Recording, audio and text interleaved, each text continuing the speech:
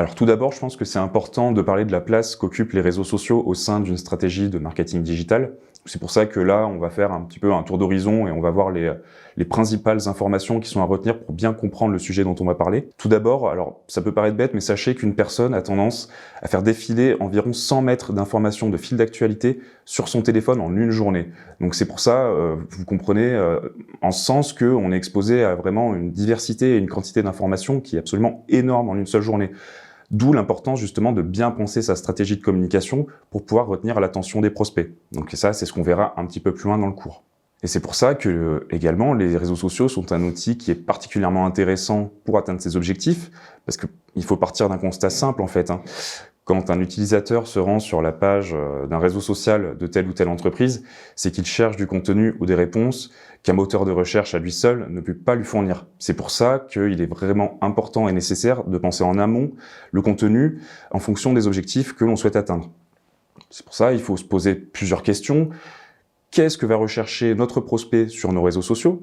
Quel type de contenu est attendu en comparaison du site internet de la marque? Quelles informations exclusives on souhaite faire apparaître sur nos réseaux sociaux afin de valoriser le contenu qu'on va proposer sur celui-ci? Et surtout, et c'est peut-être la question la plus importante qu'il faut se poser, pourquoi consulter le contenu de notre marque plutôt que celui d'une autre entreprise? Alors c'est pour ça, il y a énormément d'avantages à utiliser les réseaux sociaux quand on est une entreprise.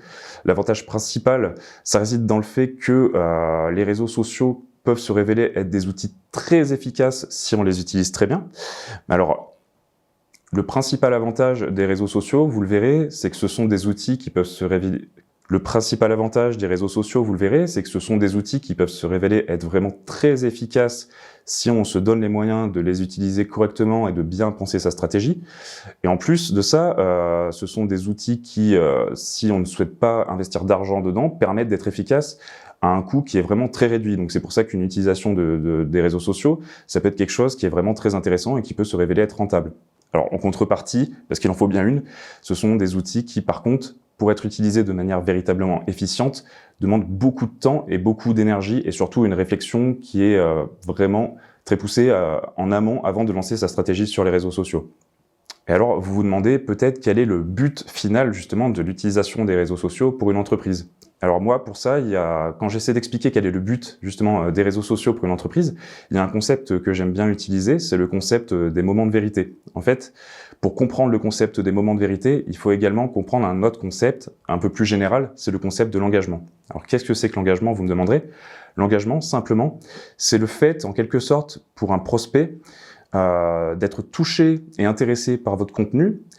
Et justement, puisqu'il porte un véritable intérêt pour votre contenu, c'est d'interagir avec lui. Alors ça peut se traduire de différentes manières, ça peut se traduire par un j'aime, par un commentaire, par un partage. Comme son nom l'indique, l'engagement, c'est la traduction de l'intérêt d'un prospect pour votre marque par justement le fait de s'engager, de devenir en quelque sorte un ambassadeur. Comme son nom l'indique, l'engagement, c'est le fait pour un prospect de faire des actions en faveur de la marque qui vous seront bénéfiques sur les réseaux sociaux.